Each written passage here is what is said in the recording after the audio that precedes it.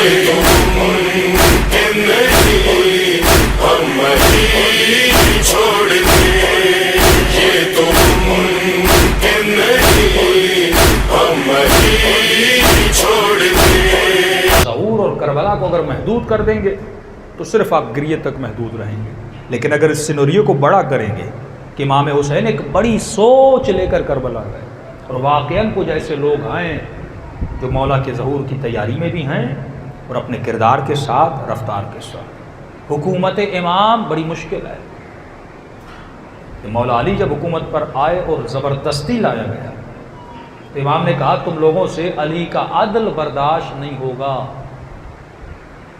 کہ مولا کیوں نہیں ہوگا؟ ہو جائے گا۔ امام نے کہا دیکھنا جب حکومت پر آئے تو حکومت پہ لانے میں سب سے بڑا کردار طلحہ کا، زبیر کا، لیکن یہی زبیر دشمن علی بن گیا۔ وجہ کیا تھی؟ کبھی سوچا کہ سیدہ جس زبیر کو اپنی وصیتیں دینا چاہتی ہیں، مولا کی پھوپھی کا بیٹا، رشتہ قریب، کہ جس کی تلوار کو سیف الاسلام کہا گیا، کہ وہ زبیر جب ایک دن مولا کے چہرے کو دیکھ رہا تو رسول خدا نے کہا زبیر کیا دیکھ رہے ہو؟ کہ یا رسول اللہ النظر الی وجہ علی عبادہ، اس چہرے کو دیکھنا عبادت ہے، میرا کزن ہے علی، اس لیے محبت ہے علی سے۔ اس وقت رسول نے فرمایا تو زبیر ایک دن آئے گا تو اسی علی کے مقابلے میں کھڑا ہو جائے گا۔ کہ یا رسول اللہ ابداً یہ ہو نہیں سکتا۔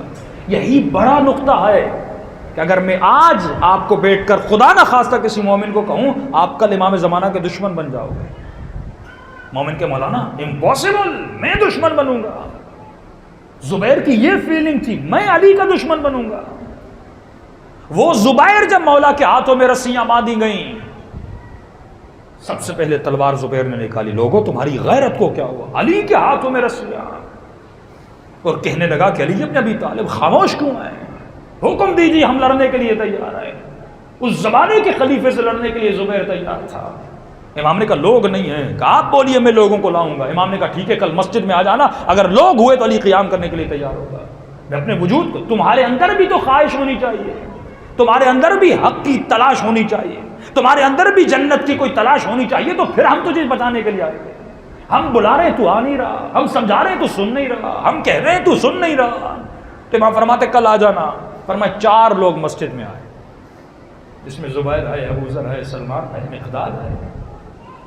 امام نے کہا زبیر 4 لوگوں سے حکومت نہیں بنائی جاتی، امام کیوں نہیں آ رہے؟ امام کیوں نہیں آ رہے؟ امام کیوں نہیں آ رہے؟ بھائی ماحول کریٹ ہوگا تو مولا آئیں گے، سچویشن بنے گی تو امام زمانہ کا ظہور ہوگا۔ صرف نام کے پکارنے سے 400 سال کا فاصلہ تھا۔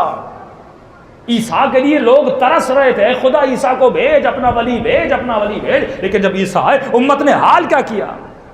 وہی یہودی حضرت عیسیٰ کو صلیب پہ چڑھانے کے لیے چلے گئے، پتھر مارے، تکلیفیں دی، صرف اس لیے کیونکہ محبت تھی۔ ہم میں سے کیوں نہیں؟ صرف اس لیے کیونکہ اس نے سود کو حرام قرار دیا، صرف اس لیے کہ وہ نبی عدالت کو قائم کرنے کے لوگوں نے ایکسیپٹ نہیں کیا۔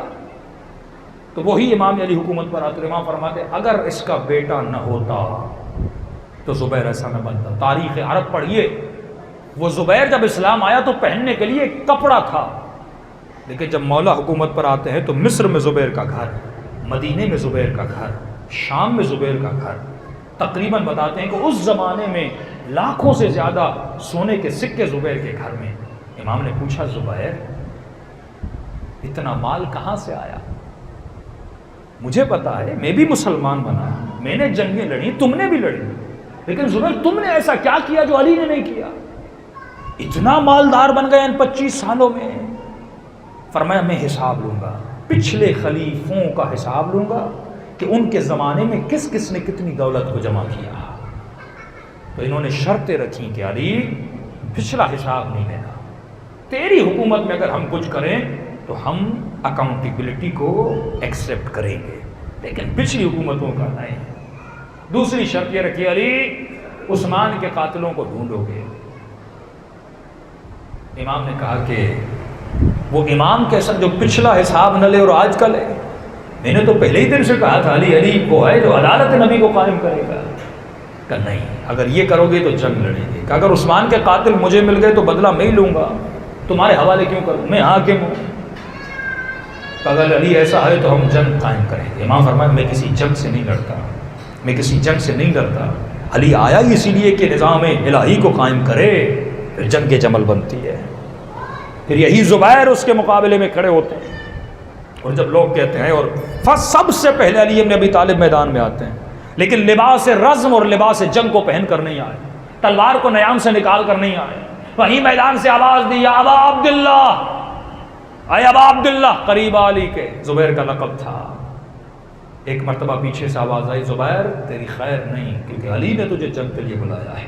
زبیر کہتا ہے میں علی کے مزاج کو جانتا ہوں، اگر لڑنا ہوتا تو تلوار نیام سے نکالی ہوتی اور لباس سے جنگ اور رزم پہنا ہوتا، لیکن علی نے نہیں پہنا، اور علی نے مجھے لقب سے بلایا، اس کا مطلب علی میرا احترام کرتے ہیں اور احترام کر کے مجھے بلایا ہے، یقیناً مجھ سے کچھ کہنا چاہتے ہیں۔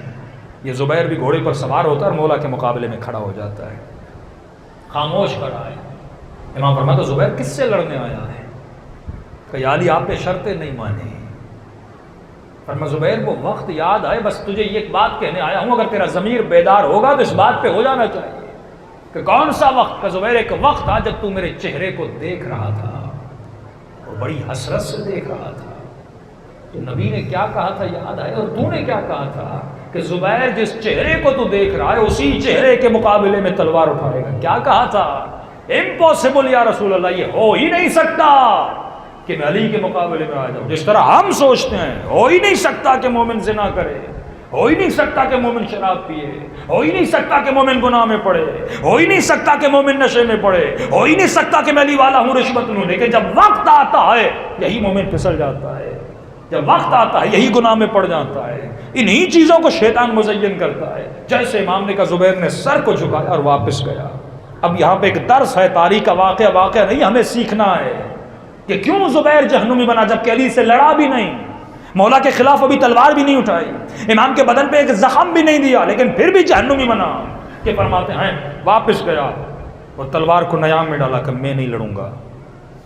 بیٹے نے تانے دیے، بابا ڈر گئے، علی سے ڈر گئے، علی سے نہیں ڈرا، نبی کا فرمان یاد آ گیا، لشکر کو چھوڑا اور چلا گیا۔ جیسے لشکر کو چھوڑا، ایک ملعون نے علی کے لشکر سے اس کا پیچھا کیا، جو بعد میں خارجی بنا اور مولا نے اس کو وہاں پہ قتل کیا۔ پیچھے گیا لالچ میں اور جا کر پیچھے سے زبیر کا سر قلم کیا۔ بعض روایتوں میں تلوار لے کر آیا، بعض میں زبیر کا سر لے کر آیا اور خیمے علی پہ کھڑا ہو گیا، یا علی جائزہ جائزہ، مجدہ دو مجھے، ہدیہ دو مجھے۔ کس چیز کا جائزہ؟ اس نے زبیر کا سر اور تلوار علی کے سامنے رکھی۔ اس وقت امام کا مشہور جملہ فرمایا، مارنے والا اور مرنے والا دونوں جہنمی۔ کہا تم نے بھی امام وقت کی اطاعت نہیں کی، کس کے کہنے پر گیا تھا؟ کیا میں نے اجازت دی تھی اس کو جا کر قتل کرنا ہے؟ تو لالچ میں گیا اور قتل کیا، تو بھی جہنمی۔ اور فرمایا جس کا سر میرے سامنے آئے یہ بھی جہنم میں جائے گا۔ کیوں یا علی، یہ تو آپ سے لڑا نہیں۔ فرمایا صرف حق کو حق کہنا کافی نہیں ہے، حق کا ساتھ دینا بھی کافی ہے۔ اس وقت چاہیے تھا زبیر کو کہ لشکر باطل سے نکلتا اور لشکر حق میں جاتا۔ کہیں ایسا تو نہیں کہ ہم زبان سے علی حق تو کہہ رہے ہیں، ہم زبان سے امام زمانہ کو حق تو کہہ رہے ہیں، ہم زبان سے کربلا کے واقعے کو حق تو کہہ رہے ہیں، لیکن کیا تو حق کا ساتھ بھی دے رہا ہے؟ کیا تو لشکر امام میں بھی ہے؟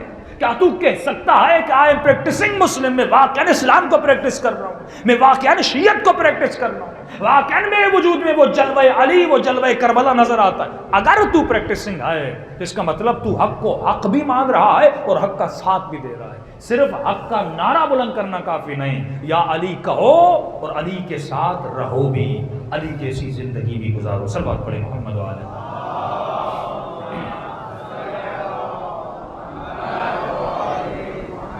چل فرجاؤ فرمائے